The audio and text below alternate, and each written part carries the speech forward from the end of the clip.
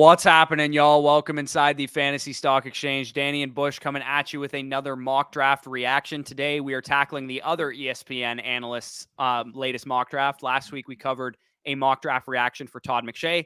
Now we got Mel Kiper, the godfather of the NFL draft himself. As you guys know, in the last video that we did this for, we're going to be tackling a 2-round Superflex rookie mock draft based on the results of Mel Kiper's draft. So he did a 2-round mock draft. We have landing spots for all these prospects, and we're going to draft them as if this actually happens in the NFL draft and see how it, determines what our decision making is from a draft capital perspective, landing spot perspective, and all that stuff. So if you guys enjoyed this video at any point, you guys know the drill. Hit the like button, comment any of your thoughts down below, subscribe to the channel if you are new. Danny, how you doing today? I'm doing well. And yeah, looking at this mock, obviously a 2-round mock draft from Kiper, there are a lot of very interesting picks in this draft, obviously, particularly for us being a fantasy channel, being amongst those skill positions, talking the quarterbacks, running backs, wide receivers, and tight ends. There are a bunch of odd, surprising things that happens throughout. So we'll try to gauge you guys. We'll try to recap you guys. You guys will obviously see the landing spots prior to us having this draft, but should be a very fun exercise, just kind of contextualizing these landing spots on our draft board when we're making our picks in a rookie draft. Right, because this is real life practice, right? When the bullets are flying and we know where these guys are going and where they went in the NFL draft, that's when we got to make some real decisions. So, like I said, like, comment, subscribe if you enjoy. Check out the Patreon for more access to Dynasty rookie rankings and all that kind of stuff. You can also get it by supporting our sponsors over at Underdog Fantasy using promo code FSE at sign up and first deposit. You'll get 100% match back on whatever you put in. You'll also get, as a thank you for using our code, our rookie rankings, our dynasty rankings manifesto, totally for free for doing that. So if that interests you, links are in the description for that. Now let's hit the intro.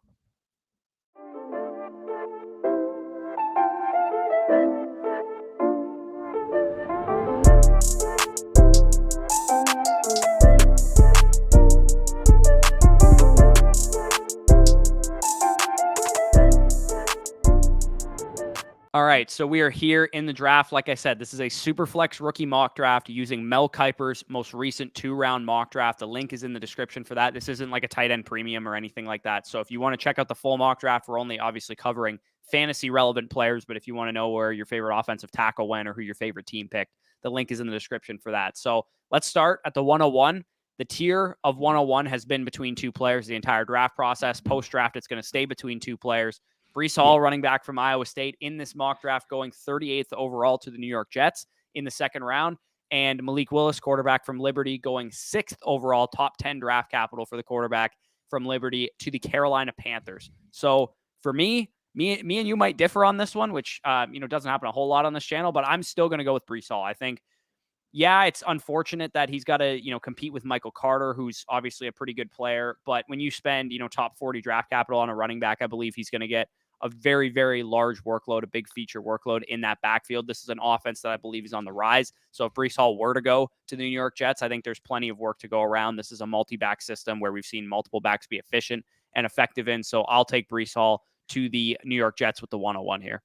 Yeah, and I would agree with it in this scenario because, we look at the overall landscape of that Jets mock in particular, and they added a lot to that offense to make it sufficient. Obviously, this was one of the worst offenses in the NFL last year, which, if you're talking about a rookie running back, that's not the type of situation, not the type of structure that you want him to get thrust into. But if we're talking about that Jets team, their offensive line should get healthy this upcoming year. And in this particular Mel Kiper mock, we did see them add Drake London, them add Tyler Linderbaum. Those 2 pieces are going to be huge in trying to get this offense to meet its potential. So I think the Jets are completely on the right track here. If this was the actual way they conducted their draft, I think none of us would complain in the fantasy space. And as a result, you're talking about Breece Hall, a locked and loaded workload. Let's be honest, Michael Carter, he's a fine player, but if you're spending 38th overall on Breece Hall, he is going to be your workhorse running back. Michael Carter, I don't want to make this comparison, but would he be the Nyheim Hines to what Jonathan Taylor is? Yeah, I think that's a fair comparison. And Nyheim Hines has still been relevant in fantasy and still has valuable weeks here and there. So Hopefully, again, this is why I put out a video yesterday that you guys would have seen telling you to sell Michael Carter, because this is a feasible thing that could happen. They could take Breece Hall with one of their early second round picks. They could take Breece Hall even if they trade down in the first round or something, or Breece Hall, maybe not the target for them. They could just take a running back in like round 3 or something like that. I think the Jets are looking to add a piece to this backfield, whether it's a high draft capital guy like Breece Hall or a guy, in the third, fourth round to complement Michael Carter. We won't know until draft day, but I'll let you take it away with the 102 here. You know exactly where I'm going here. A guy that I've been really hyping up on Twitter, on YouTube, you name it, for the last couple months. And it's simple to me. Malik Willis gets 6th overall draft capital. Malik Willis is a locked and loaded top 2 rookie pick this year. And when you're talking about the prospect, the ceiling, the potential of a Malik Willis, if he hits his upper percentile outcome in his range of outcomes, he's a top 10 startup pick.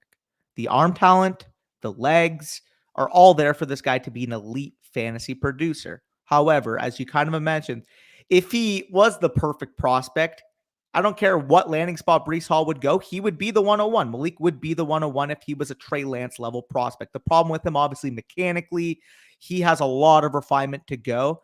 And the Panthers here, they are a little bit scary. I'm not going to lie, given their recent moves, but I'm trusting the draft capital. I'm trusting the dual threat ability. And at the end of the day, even if he is in a subpar landing spot here with the Panthers, your floor here is basically Jalen Hurts with 6th overall draft capital. You're playing with free money, getting Malik Willis at 102, in my opinion.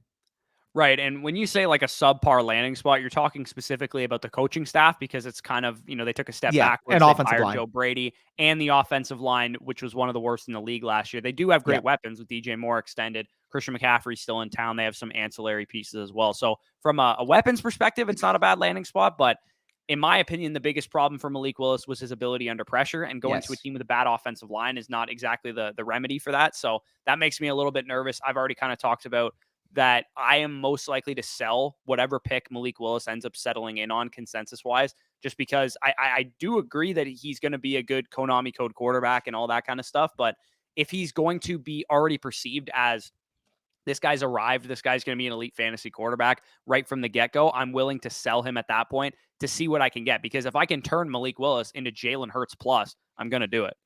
Yeah, and I think that's more than fine. I mean, depends on the plus for me because I do have Willis ranked higher regardless because of the draft I capital have Hurts installation. higher than him straight up. So And that's fine. That's a slight micro difference, but yeah, I mean, if you're talking about it, the one thing that actually our good friend Hayden Winks tweeted a couple of days ago that I really looked at and contextualized was, I mean, this applies to the whole draft class, but the whole draft class is very bad against pressure, and Malik Willis actually had the bottom first percentile in terms of EPA lost by sacks last year.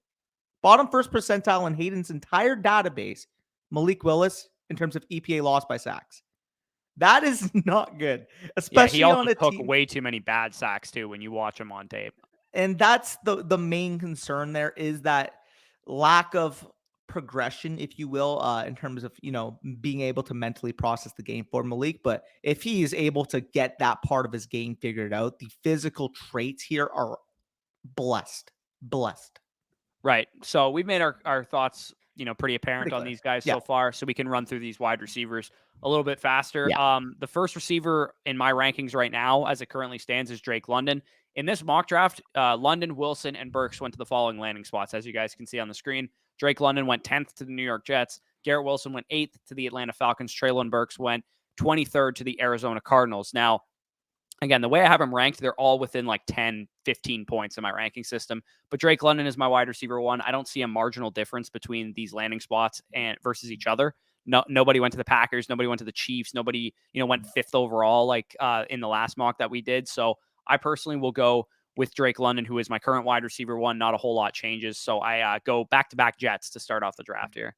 Yeah, and I mean, in this scenario, because of my comfortability with the landing spot with the Jets, because of my comfortability with the top 10 draft capital, he would probably end up being my wide receiver 1, though I'm not going to lie. I do like my current one's landing spot. It's just tough to argue that 13 pick discrepancy and obviously that need in the Jets offense for that prototypical X-style wide receiver that Drake London would represent. So absolutely love the fit here. My next pick is, again, I've mentioned before and I'll mention again, these top 3 receivers are so close for me to the point that draft capital, landing spot is going to be indicative. However, I mean, Treylon Burks landing with the Cardinals, I don't care that Garrett Wilson went 15 spots higher. I'm gonna be honest. Maybe that's gonna be a lack of foresight on me after the draft. But putting that type of skill set, you talked about it on the matchmaker, but putting that type of skill set, that type of talent in that Cardinals fast-paced offense is going to be a sight to see. You don't have to rely on this guy to be that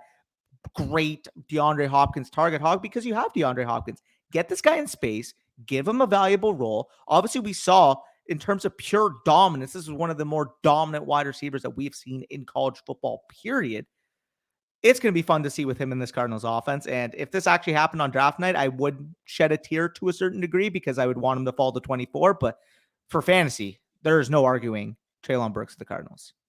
Yeah, the fast-paced offense thing, definitely something that should be taken into account when you're talking about where you want to draft these guys, because I mean, the Atlanta Falcons with Garrett Wilson, who will be my next pick here. Great pick. My pick too. It's tough. I could go with, again, we have another instance of Kenneth Walker going to the Buffalo Bills. So maybe you want to go with Kenneth Walker here. Maybe you want to go with Kenneth Walker at 103. Again, no complaints if you want to do that. I said that in last video because Todd McShay also had Kenneth Walker going to the Buffalo Bills. But I will go with Garrett Wilson here, 8th overall draft capital. Hard to deny. Great prospect, great separator. His reception perception just came out. Everything checks out. He's great against press, great against zone, great against man. Everything that I already knew about Garrett Wilson. 8th overall to the Falcons. Great draft capital, but he's probably not going to be a ceiling type of player early in his career because you're not in a good offense with Marcus Mariota as your passer. You got to wait for the 2023 class to find your franchise QB, or the 2024 class potentially as well. So I'll take Garrett Wilson here at 105. But if you want to go for the immediate production of a running back in the Buffalo Bills offense, wouldn't mind taking Kenneth Walker at 105 either. Yeah, and I think you're forgetting about one name too, because this is not an easy decision for me, man. Jameson Williams on the Saints at 19th overall is also extremely intriguing for me. And Walker versus Jameson is going to be a big, heavy decider. And ultimately, we don't advocate for picking for need, but this would be a scenario where if you need a running back, go Kenneth Walker. If you need a receiver, go Jameson Williams. For the purpose of this video, for the purpose of that landing spot insulation, I will take Walker, but this is as 50-50 as it can possibly get for me between Walker and Jameson. I mean, let's just talk about the bull case for Walker real quick. You're getting probably the best pure runner in the class, joining a highly insulated, highly efficient Bills offense. Like, we could be talking about 10, 15 plus touchdown opportunity on this team. Right. And he got a guy with breakaway speed who's going to be in plenty of great game scripts where they're going to be running the ball like a ton, obviously. And a guy that in an offense where they're going to need to take the pressure off of Josh Allen. He's starting to, go into that contract where he's making $45 million a year. Maybe they don't want him running on the goal line as much. So having a running back to take away that volume, and a guy to take away the touches from Devin Singletary and Zach Moss, who are fine players, but they're not difference makers in that offense. And Kenneth Walker, as a runner at least, can be a difference maker, and you can use Singletary on third down still while Walker kind of develops that part of his game, as I've kind of talked about with this fit already. For sure. Yeah, so at the 107, you kind of talked about him already, Jameson Williams, New Orleans Saints. He would be my first, guess here. Again, I have Jahan Dotson higher than Jameson Williams right now in my overall rankings. The difference between these two guys would be pretty tough to decipher. Jahan Dotson went 26 to the Tennessee Titans, so he would be kind of forced into at least a secondary role to start his career because they have A.J. Brown, of course. They also have Robert Woods coming to town, and it is a run-heavy offense too. So I will go with Jameson Williams here. There's like a very negligible difference between these two guys in my rankings overall. I have Jahan Dotson like 10 points higher in my overall ranking system, but Jameson Williams goes top 20, goes to a system where there's some uncertainty about Michael Thomas. You have a big armed quarterback, at least for the time being, in Jameis Winston, who likes to push the ball downfield. So give me Jameson Williams at the 1-7 there.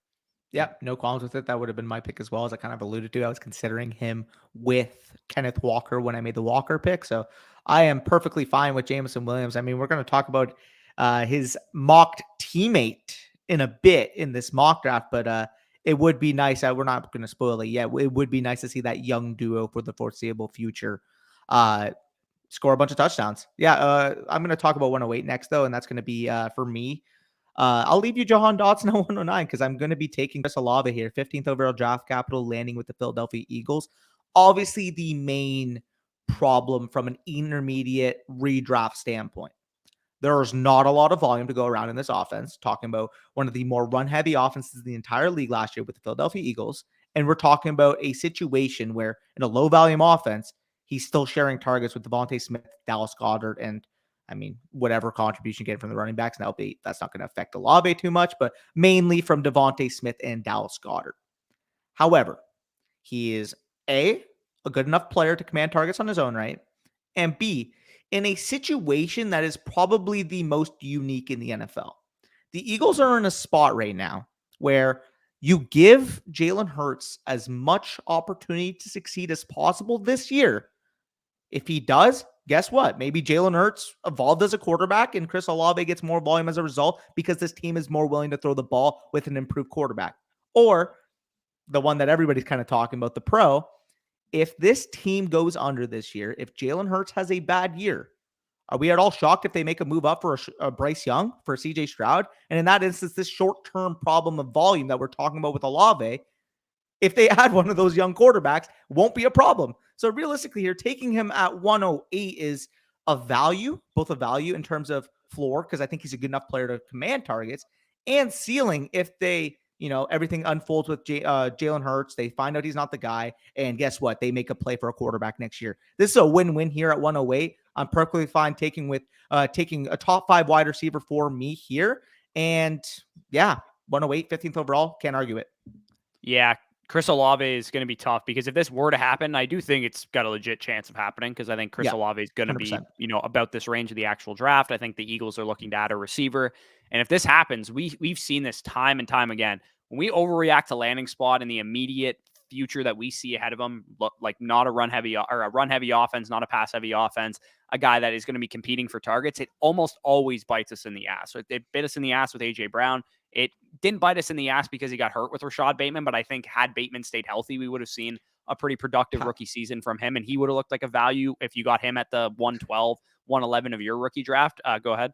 Well, I was just going to say, you may not be able to apply it to Bateman because he got hurt, but even a couple years ago coming into the league, Marquise Brown was not viewed as that guy. Obviously, it took him a couple years, but he ended up developing into a near 150 target guy who coming out of that draft was basically going to say that Marquise Brown, that speedster, Henry Ruggs-esque deep threat, was going to evolve into a target monster. No one would have said that. So I don't disagree with the Olave pick. I would have picked Jahan Dotson, as you know. So I will pick Jahan Dotson right now. And again, it's kind of a similar situation. You're going to have a guy that went to a run-heavy offense that centers around Derrick Henry behind A.J. Brown and Robert Woods in the immediate short-term future with a quarterback like Ryan Tannehill, who I think is a good quarterback, but people are down on currently because of the most recent time that we saw him play football. But Jahan Dotson's a good prospect going to a good system and a good offense with a solid quarterback. So I'm not going to overthink it. I'll take him there at 109. You are on the board here, and this is probably a pivot point in the draft. I'll let you kind of determine what direction you're going to go. Yeah, this is a big pivot point. Apparently, in these first 2 rounds, did we not see a Sam Howell go in the first 2 rounds? We did not see a Sam Howell go. Sam Howell didn't go, nor did Isaiah Spiller, nor did David Bell, nor did a couple other guys that would typically be in consideration for me. Without that top 2 round draft capital insulation, Howell is falling. And the next player on my board, regardless, is Sky Moore. Him landing on KC at that 50th overall pick. Obviously, we talk about landing spot all the time. Don't let landing spot dictate your rankings. But Sky Moore was already ranked here for me. And now he lands on what's shown to be the best quarterback in the NFL, what's shown to be one of the best offenses in the NFL, and an offense that should be pushing for the highest volume in the entire league. So you're getting that type of insulation here. I get it. 50th overall is not ideal. You would have rather have seen him be picked at 29th or 30th. But we're not going to be arguing because we saw DK Metcalf slide in the past. We saw AJ Brown slide in the past. We've seen talented wide receivers slide in the past. Get a guy with the talent of Sky Moore in that offensive situation that KC represents. More than fine making that pick. Yeah, a second round receiver is not a huge deal breaker. I'm cool taking top 50 picks over first round receivers, which you did obviously with Christian Watson, who went 22nd to the Green Bay Packers. So there's a couple guys on the board for me here that I would consider. We have Kenny Pickett, who went 20th overall to the Pittsburgh Steelers. He's a quarterback. This is a super flex draft. I don't like Kenny Pickett as a prospect. I don't think he belongs to go in this range of the draft. So if I had a pick in this territory, 110, 111, 112, I'd be shopping Kenny Pickett. And who knows, maybe he even goes by the time like the dust would settle in the rookie draft process. Maybe he's like the consensus 107 or some shit. And at that point, I'm just all the way out. There's no way I could pick him over a guy like Jameson Williams or Dotson or somebody like that. So I'm not going to pick Pickett here because I do think if Christian Watson is going to hit his ceiling, it's going to need to be in a great system with a great quarterback, and everything's going to need to go right for him. So going to the Green Bay Packers with top 25 draft capital is a situation that I'm okay investing in. Would I rather get Christian Watson in the second round of a rookie draft? Probably, but I don't think you would get him at that point. I think he'd probably go well before Jahan Dotson and Chris Olave if this were to actually play out the way it does. Yep, I'm more than fine with that pick. I'm not obviously a big fan of the player, but I mean, you're talking about that landing spot. You're talking about the draft capital. I mean, it's hard from a pure draft capital investment insulation standpoint to move him much further than 111, even if we're not big fans. So I don't mind that pick. 112. This is a tough point for me because I mean, you could go obviously with Pickett and the Steelers. You could go with your next available skill position player. You could go with a guy like Desmond Ridder. Ultimately, here though, because of the difference in draft capital from 20th to 40th, I would prefer Pickett over Ridder. So I don't like the player that much, but Pickett, Pitt, 112. I think this is probably the cheapest you're going to get for that type of quarterback. So I'll bet on the market here. Like I don't know, Again, Pickett not too going many to a positives, but situation. Pickett and Willis and this entire draft class in general is not very good under pressure, except for Sam Howell. And Kenny Pickett going to the one of the worst offensive lines in the league. Again, not a good situation, but at least with Pittsburgh, I trust their stability, their franchise to be able to rebuild the team around Kenny Pickett. So I do. If I had a choice, would I rather Willis go 6th to the Panthers or 20th to the Steelers? I would rather him go 20th, despite the draft capital difference between those two. for Because sure. I do think that the Steelers are going to be way more likely to build a proper team around him, and the weapons are pretty comparable for both teams. Yeah, and I'd agree with that assessment. Obviously, we in general we prefer the higher draft capital, but that's more so from ceiling projection type of quarterbacks. Last year we had guys like Lance, Lawrence, Zach Wilson, Justin Fields that had incredibly high both real life and NFL ceilings. With a guy like Kenny Pickett, we kind of know that his range of outcomes isn't as expansive of some of those guys. So realistically, even if he landed in the best landing spot possible, like what we're Tannehill's looking at, like the absolute ceiling Tannehill, for him, yeah, I think. I don't think I think he's going to be somewhere between Daniel Jones and Ryan Tannehill on that spectrum. I don't know where he's going to slot into because Tannehill in his, couple of years that we've seen with Tennessee has been a very good quarterback. So yep. if that happens, then obviously Kenny Pickett probably hit his ceiling. So at the 2-1 here, I'm on the board. We did not have, like you said, Sam Howell go in the second round of this draft. So I don't know where he would go. He'd probably fall to the third round quarterback. I mean, we did see Davis Mills get an opportunity to start. So it would really all depend. If Sam Howell is a third round quarterback, not our first or a second round guy, does he have an opportunity to start? Does he go to Atlanta? Does he go to Seattle? Does he go to a team that is going to have, starting reps up for grabs? In this mock, we actually had another team take or Seattle take a different quarterback in Desmond Ridder. So they probably would be off the board. You got to hope that at that point for Sam Howell, he went to like Atlanta in the third round or, Tampa in the third round to potentially be the heir apparent for Tom Brady. So for me, there's a number of different directions I could go. I think I'm actually just going to take George Pickens here, who went off the board to the Washington Commanders in the second round. So I'll take George Pickens, a guy that, again, I'm a little bit lower on, but he went in the top 50. This overall, I would say, is not the most fantasy-friendly mock draft compared to McShay's. I don't So know. with George, I don't know. There's I definitely like some the good Washington spots, fit but here. yeah, I do think this is a good, value for him or whatever. But I think the other mock that we had was a little bit deeper and more fantasy relevant names. That's And fair. there was more prospects picked in the first 2 rounds. So the draft capital made the draft seem a little bit deeper. And we also got some like worse prospects, inferior prospects going in round 2 of this mock draft. So I'll take George Pickens going to the Washington Commanders in the second round. Play opposite Terry McLaurin, see what happens. Many people out there think George Pickens could have been the best receiver in this class. I tend to think that might be a little bit overblown. I like his skill set. I think he's a good, deep threat receiver, but I do think he would benefit from playing alongside a stud number one like Terry McLaurin. Well, I outlined this fit in our matchmaker video with Trevor. I love the fit for him with Washington. Actually, in that scenario, said 47th overall for Washington would make a ton of sense. You're getting that deep threat secondary piece that Carson Wentz needs to attack that deep portion of the field. Obviously, with McLaurin, you're getting a 3-level threat. You can do it on all levels of the field. Even if Pickens' skill set is limited year one as he develops off of that injury, as he keeps developing as a player, obviously not as experienced as you would see a player of his age normally due to the injury. But when you're and obviously with COVID last year, but when you're talking about Pickens, when you're talking about the skill set, this is what Carson Wentz needs. He needs that big, athletic, deep threat. As I mean, you outlined in the tail of the tape series that Pickens, even if he's limited right now, can still represent. So 47th overall, he would have been my pick too. Had Pickens not been there for me at 112. So I think 201 is perfectly fine for George Pickens. And you kind of alluded to Desmond Ridder, but he is going to be my next pick. I mean, it's pretty simple to me. This pick would be between Ridder and Corral, and I'm sure you're probably going to take Corral with the next pick anyways.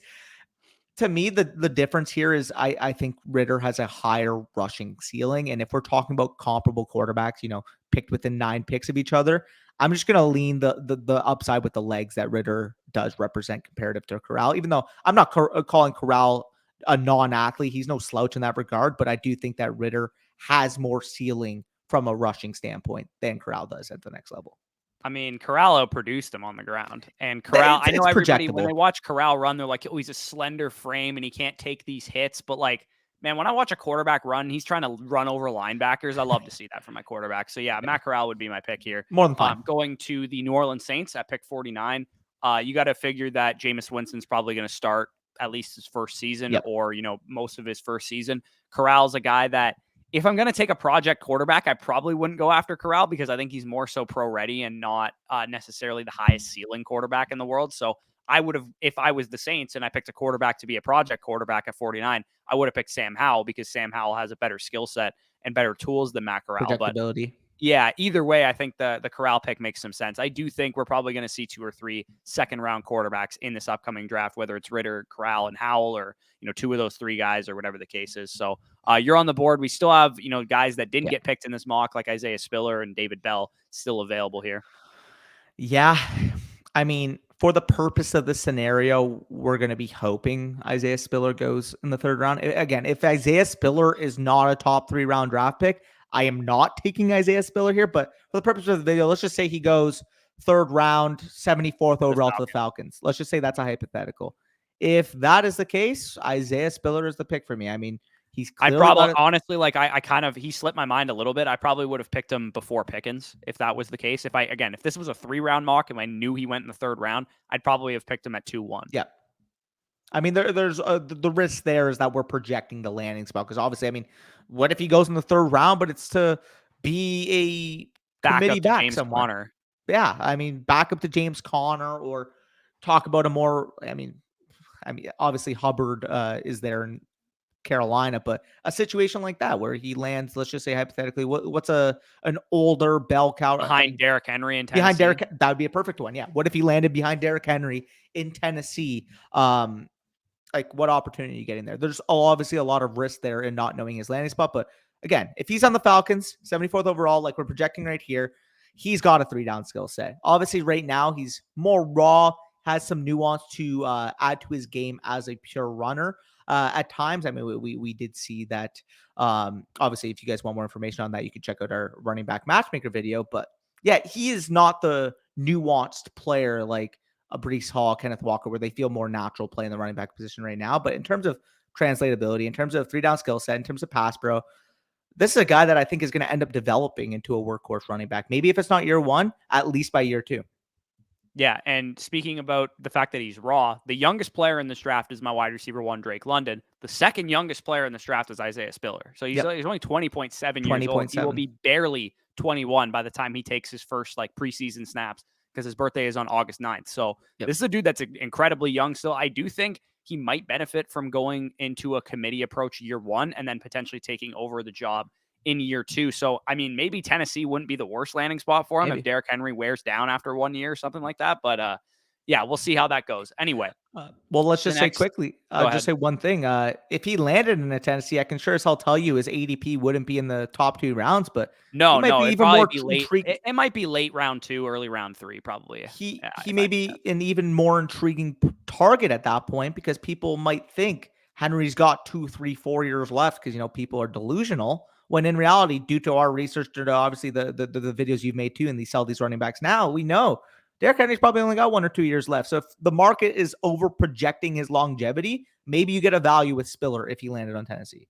Right, and I mean, investing in ambiguous backfields in general is usually smart if you believe in the talent of the player. So even if he For didn't sure. go to the Titans, even if he went to like the Eagles, where there's like a bunch of dudes there, it would make a lot of sense there too. Yeah, So I'm gonna go with the next guy off the board who also did not hear his name called in I know this who it mock is. draft, and David Bell, a Great guy pick. who I prefer straight up to Christian Watson and to George Pickens as a prospect. I think he's a better prospect than both of those guys, even though both of them are far superior athletically than what David Bell represents. But what David Bell did that they didn't do is command a high target share and be very, very productive in college, which we know is a lot more sticky for wide receiver prospects than being a great athlete. We have plenty of examples of Christian Watson caliber athletes that did not work in the NFL, the Dorial Green Beckhams of the world. But Christian Watson, you got to hope he's more Chase Claypool than those kind of guys. But either way, David Bell to me at the 2-5, if he goes in the third round to the Bears or the Browns or something like that, I'm more than comfortable taking him here. And I probably would have taken him, 2-1, 2-2 at that Yeah, point. more than fine. Again, obviously here you're projecting third round. If he's a fourth round receiver, you're not taking him in the mid second. But yeah, if he's a third round receiver, Browns make a lot of sense. Bears make a lot of sense. With a lot of teams that could utilize his skill set, probably in year one as a more so slot only type of player. But I mean, talk about target hog. He may not be a great athlete, but the dude can get open and the dude could fucking catch the ball. Like that's all you really need Right. from a And guy he's that not you're being taking there. paid to run, wind sprints at the next level. He's being paid to catch Exactly. the ball and get open. 100%. So I'm back on the clock here, and I do see a little bit of a transition point here. I mean, if we're talking about my overall rankings, like David Bell is currently a cutoff here. Then you get into the Rashad White, Tyler Algier type of range because we don't know where they go. We don't know. Are they third round picks, fourth round picks, fifth round pick? We at least with Spiller, I'm more comfortable projecting third round draft capital than I am with an Algier, than I am with a Rashad White at this current point because I don't know what the NFL is going to think about them. So with that in mind, the one constant we do know here is that a second round overall or second round receiver went 52nd overall to the Steelers. I'm going to take John Mechie here. Listen, is he the greatest wide receiver prospect in the world? No, but he got round 2 draft capital. He landed in a situation in Pittsburgh. Yeah, like is it a little bit questionable? Sure, because you got Deontay, you got Claypool, you got Najee there, but at that point, I mean, the only other conversation would be probably Tolbert, Alec Yeah, and you Pierce, got a like potentially low A dot, not pushing the ball downfield Juju. quarterback that you drafted with Kenny Pickett in the first round in this scenario, who would probably gravitate towards a slot receiver. Mechie would be your Juju theoretically here. You would let him work underneath. You let him, work some yak guy type of role there. And he is a very physical blocker, a very physical player that is going to earn his role and earn his snaps very early in the NFL. And I think, as you kind of mentioned, this would be a perfect Juju replacement if they opted to go that route, taking Pickett round 1, getting that Juju wide receiver 3 role locked and loaded with Mechie to play your slot. So I think from a scheme fit, from a projectability fit standpoint, Mechie to the Steelers makes a ton of sense. Yeah, and this next set of picks is a perfect example of how we want to react to landing spots because we do Yes. have two guys that went in this mock draft. Alec Pierce from Cincinnati, who went in the mid 50s to the Green Bay Packers, and Jalen Tolbert from South Alabama, who went at the end of the second round to the Kansas City Chiefs. Now, those guys are probably not worth this pick as prospects, like if we were doing this without landing spots. But because they go to those landing spots, they're probably going to get propped up to this point in the board, if not even higher than where we currently have them right now, especially if Spiller and Bell or whatever don't get great draft capital. So, what I'm going to do is not overreact to the landing spot because I don't think you should in this scenario. Those teams also drafted earlier receivers in Sky Moore to the Chiefs and Christian Watson to the Packers Yep. already. So, I'm actually going to take the guys that I think are probably better prospects. To me, my current RB4 is Tyler Algier. He will be the guy that I am selecting here because I don't know where he's going to go in the draft. If he goes in the 5th round, I probably wouldn't pick him this high, but let's just assume for the purposes of this that he goes in the late 3rd round or the early 4th round. I would probably still pick him over a second round receiver that went to the Packers and Chiefs personally. Yeah, and I mean the difference obviously here between Mechie and the other receivers there with Pierce and Tolbert is I do think Mechie is both a better player and a better fit in his offense than what either of them represent. Yeah, like Tolbert is what your MVS long term replacement. Like realistically, like why are you picking him there if you already got Sky Moore, if you already signed MVS, if you already got Juju Smith-Schuster? I'm not sure. I'm not going to question the validity of the mock because I mean it's fucking Mel Kiper. He knows he's forgotten more than I've probably learned in my He's life. literally done Like, this 20 years longer than we've yeah. been alive. And then obviously with Alec Pierce, I mean, I just don't view him on that same level of talent. So that's why I went with a guy like Mechie. But yeah, I mean, Algier here, third, fourth round, let's just say hypothetically. Obviously, we can't project the exact draft capital given the status of this mock, but maybe a team like Houston takes him in the third round. Who knows? Like, we don't know. Just trust the talent at this point because we don't have that available information. Algier's more than a fine pick here, in my opinion. Yeah, hopefully with the next time we do this, we'll try and get a 3-rounder or a 4-rounder so we get a little bit more Yeah. context towards the back end of the second round. So let's quickly rattle off the end of the second round here just because we're running a little bit low on time, just because we don't know the landing spot of most of these guys. Let's make Sam it quick Howell. and easy. Are you going to take any of Sam these Howell. second round receivers here? I'm just going to take Sam Howell because obviously in this scenario you would be hoping he goes round 3, but he's my best player available here. And if I'm comparing him to these fringe level wide receivers, just give me the upside that he represents at quarterback. Right. And it would depend on where he goes too, because Obviously, yeah. with the quarterback position, it is very dependent on where you go. And also we need to know that he's not going to get lost in the shuffle. He's going to get a chance to start at some point in time, whether it's next year, this year, 2 years from now, whatever the case is. So Sam Howell at 2.8, yeah, I think he's definitely worth that pick. He's like my 12th overall player in Superflex leagues, but He's like if he my falls 11 too, outside the yeah. second round, then it's going to be a problem for him. Overall, looking at the rest of my board here, James Cook is my next highest available running back. I've just kind of caught up and watched and graded most of the running backs. I'll be dropping a huge batch of player cards in the next like couple days for those of you guys that are patrons of ours. So stay tuned for that. Wide receiver Justin Ross is my highest available player there, and then tight end Trey McBride, who did go in this mock 64th overall to the Denver Broncos, would be my next available player. I'm actually going to go with McBride here. It's not a great landing spot, obviously, because you have Albert Okwuegbunam on there, and you also have just a crowded offense in general. But Trey McBride, he was productive in college. He commanded a lot of targets. Second round draft capital. Again, especially at tight end, you want to have a long-term view because they usually aren't productive early in their careers. So if Albert O, who's going to be up in his contract probably next year or the year after, I can't remember exactly what year he was drafted, but Trey McBride might be the long-term, heir apparent to Alberto once he has like a productive season, gets the bag in free agency, and then they transition easily into McBride after that. Yep, more than fine. And I know we mentioned don't overreact to landing spots, but I mean at this point, a lot of the most talented players are off the board. So I mean, I'll take Tolbert here because I just think straight up he's better than Pierce, but I'm not in love with this pick. And if I'm picking in this scenario at the back end of the second, I'm either going to try to move up into that top 3 to 4 range of the second round, or I'm looking to move that pick for 2023 third. Yeah, I'm Or second, definitely sorry. going to be, if you can somehow get a second out of these That's what I late meant. second Sorry. round picks. If somebody sees, Kansas City Chiefs second round wide receiver on the board, they might That be would be willing a to give little. you a 2023 second round pick for that pick, and that is That would be the big allure. Yeah. time easy sell. So I already kind of talked about my best available players, James Cook, Justin Ross. I'll go Justin Ross here. Let's hope he gets third round draft capital of the Jags or something like that. And I'll take him here at 211. Are you going to close it out with Pierce? Or are you going to take somebody different? I mean, I'll just I'll close it out with Pierce for simplicity's sake because I mean I don't feel like deep looking right now.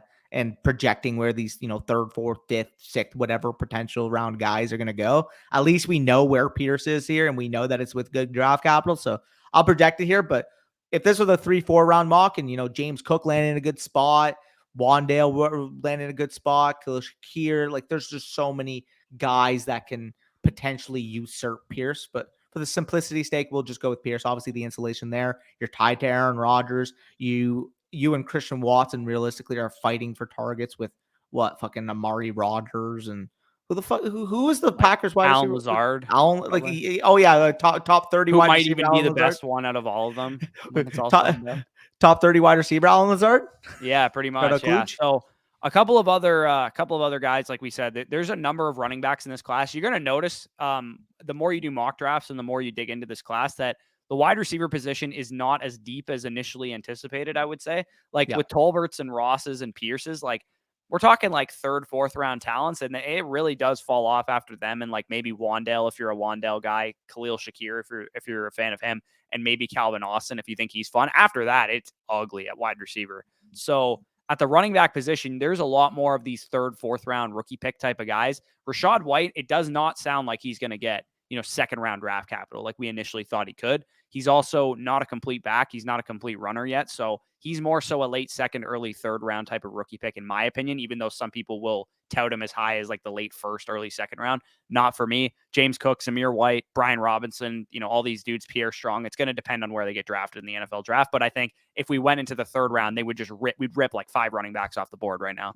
Probably, yeah. I mean, who knows if we knew access to those running backs in their landing spots and their draft capital, we would see more go at the end of the second round because fucking Jalen Tolbert, Justin Ross, Alec Pierce, like realistically. Yeah. If we knew that James players. Cook went early third round and, Rashad White went early third round, then I would definitely pick those guys over those wide receivers. But again, if you guys enjoyed this video at any point, like the video, comment down below any of your thoughts, favorite picks, who we were too low on, too high on, etc. Subscribe to the channel if you are new. The next time we do this, we will make sure we have at least 3 rounds for a mock draft so we can get a little bit more insight into the late second round area of the draft. But if you made it this far in the video, comment down below this wide receiver class sucks after, John Mechie is off the board or something like that. So I said, if you guys go ahead.